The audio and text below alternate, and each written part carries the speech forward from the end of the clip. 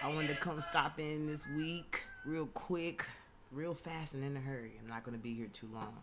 But I just wanted to tap into the energy of this Venus retrograde in Gemini, which is all a highlighting and illuminating of our relationships, our partnerships, our processes, and the way that we have dealt with life thus far.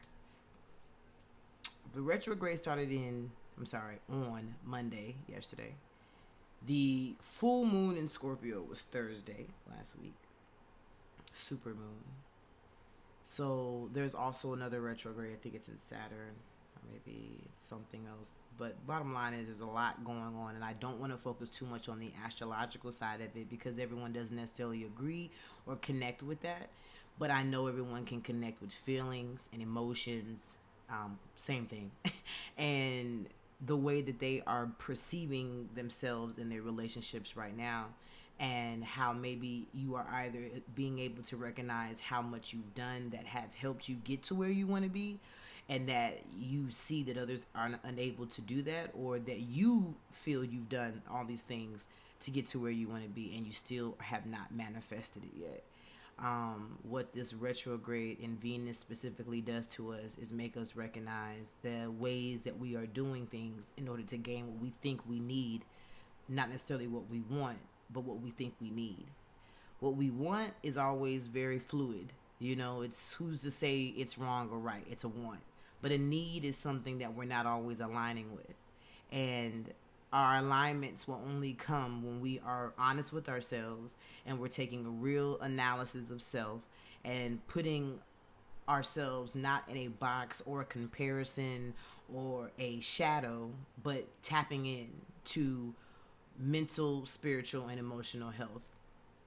So with this retrograde, I know I've been feeling as though there's just some things I just gotta stop entertaining. I gotta stop doing it because it's not about me being wrong or someone being right. It's more about how is it elevating me to achieve not only what I want, but what I absolutely need. What am I doing in my life, whether it be through my career, through my relationships, through my personal self-love and help, through being an influence or helping people get to where they need to be. Whatever I'm being called to do, which I should also be aware of as well by this juncture, how is it all aligning into what I know feels and it must be right with my calling? Are my relationships doing that? Is my career and the things that I put my time and energy into, is it yielding what I have been promised that is mine, which is abundance, clarity, happiness, power? And I just feel through this pandemic and the process that we've all had to go through, which has been different for all of us, the bottom line and the end result should be ultimately, how does anything you're doing serve you? If it does and it's working and it's great and it's putting you in these better positions and things are aligning like you want, then I commend you and I honor you for aligning with your ancestors, your spiritual guides, God, and doing what you've been called to do.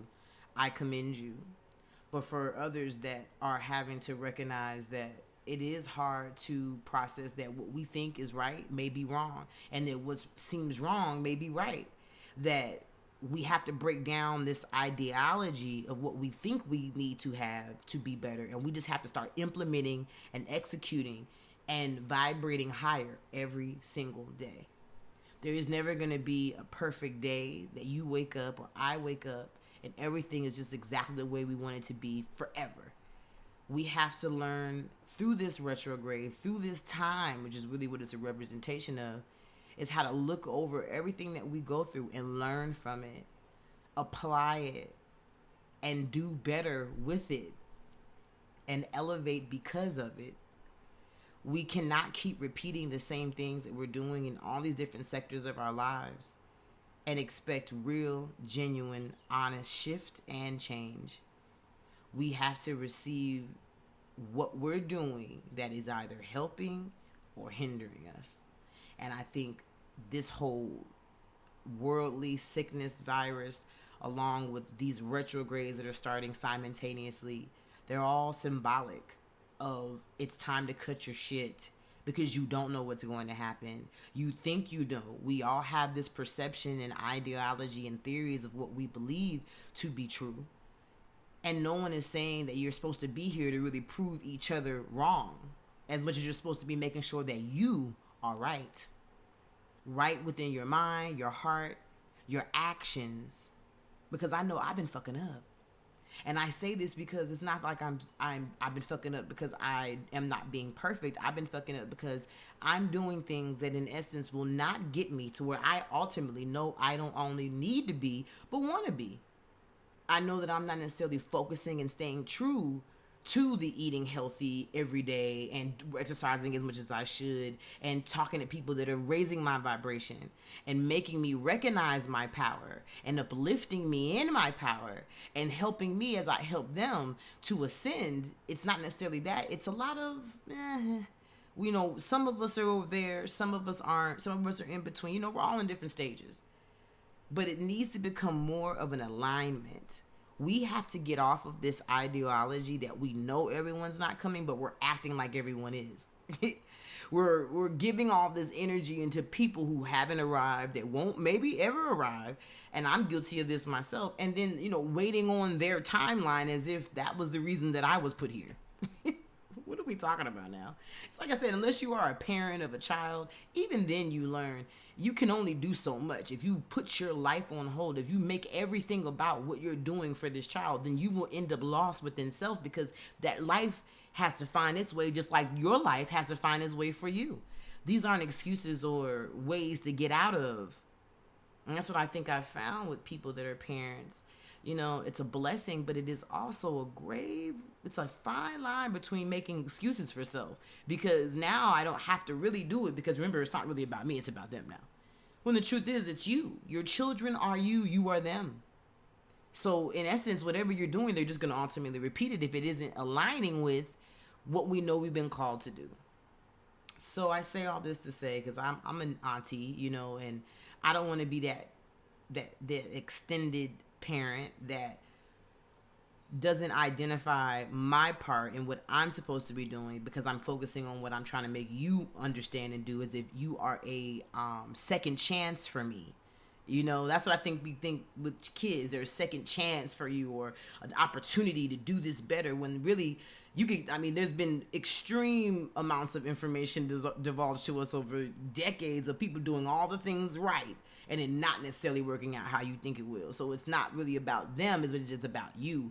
Because if you stay true, and that's your character, and that's what you teach that child, and even if they steer off, they'll come back to what's true. You have to believe in yourself enough to know that what you're teaching and implementing is real to be able to actually let them go.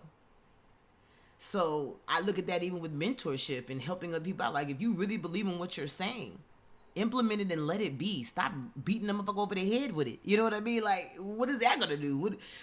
And I think sometimes we do that because it is an overextension of trying to make it right because it's wrong for us. So I have to overly do it for them, and really you're fucking them up. So get back, step back, redirect that energy, because I also feel like when we're talking about children and young adults, Spirit has them covered way more than they got you covered. So figure out, don't worry about the spirits is already okay. They just came from Spirit. They ain't really done shit yet. They okay. What about you? What about me? What about us? So I jumped on here today because I feel a little, I feel a little down, but I'm not saying down like depressed, but down in terms of maybe not down, but disappointed in self, and not recognizing that you can be everything that you think you want to be. You are everything that you want and or have been called to be, but don't let that blur your vision of understanding this lifestyle that we are all having to transition to, that truly believe and are of the knowing and of the enlightened. This is a lifestyle. It's not a gimmick. It's not something that we can get as many people on board as possible. That would start becoming more like cults. But it's more about raising the vibration of love and self and life and knowledge and perception, raising the vibration and breaking down these barriers and these walls that we've created for ourselves and each other, and tapping into what that means to not have any of these fake worldly things exist, but to have to simply be self in that.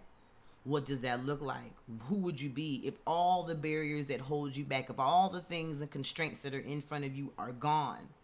Who do you become?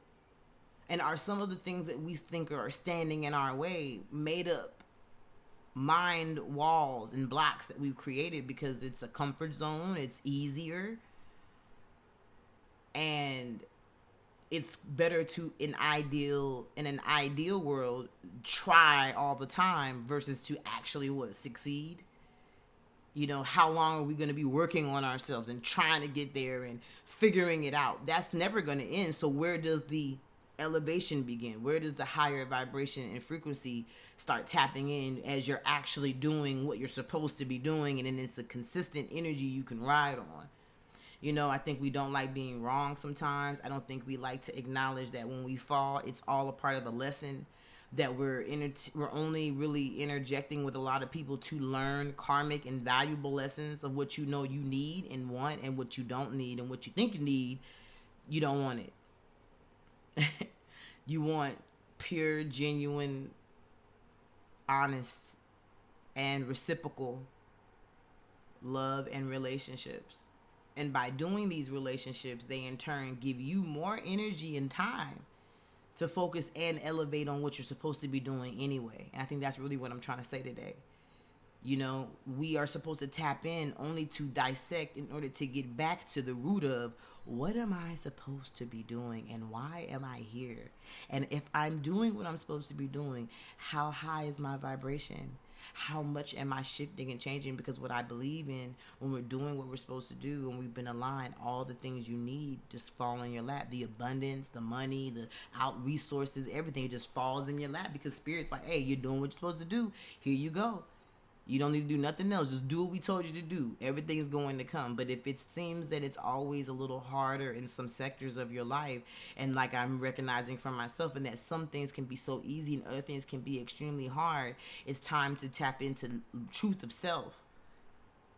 Because I'm only blocking self. I mean, Spirit wants to give me everything that I ask. If it's not here, I have to ask myself that hard question.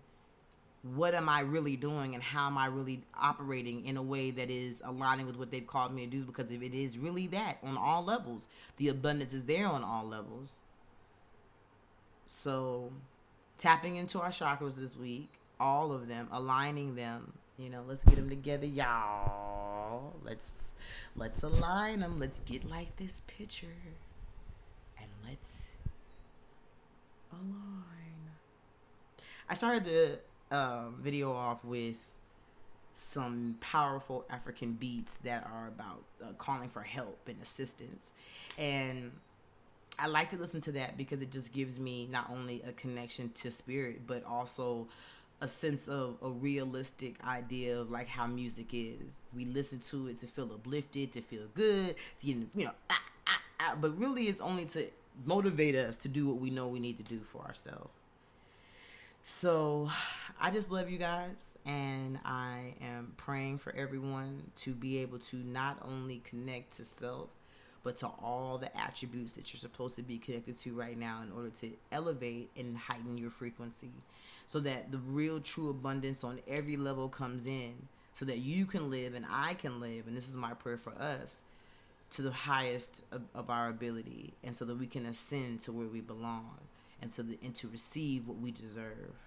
So I love y'all, and I'm gonna go out playing a little music, and like, share, comment, or don't.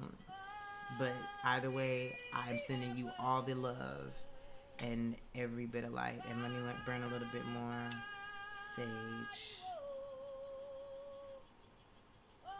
Oh, I also pray this week that we are able to receive not just the relationships that were bad, but the relationships that necessarily didn't work out, or even partnerships, even family ships, relationships, personal, how they aren't necessarily where you would like for them to be. do an analysis and be real with self and tap into, because a lot of what we are still all processing and dealing with stem from childhood and our young adult stage of trying to figure out self, and we are not very forgiving of ourselves, and we are not very patient with ourselves, so we tend to rush over things that we're supposed to be working and healing from. And if we do that, we are in essence resetting ourselves in every level of our lives, whether we realize it or not. So I say that you should tap into not just a sexual love relationship that I was saying, and our of the Venus retrograde, recognizing where we are in our relationships there, on every level, even with self. What kind of relationship do you have with yourself, and how do you look at yourself based on what you've been through in your life? Forgive yourself so that you can stop making the same mistakes, and love yourself the way people may not have loved you or supported you, because it won't change and shift until it starts within you. I love y'all. Be black. It's like, no. Be well. Even though we all did come from Africa. Love and light.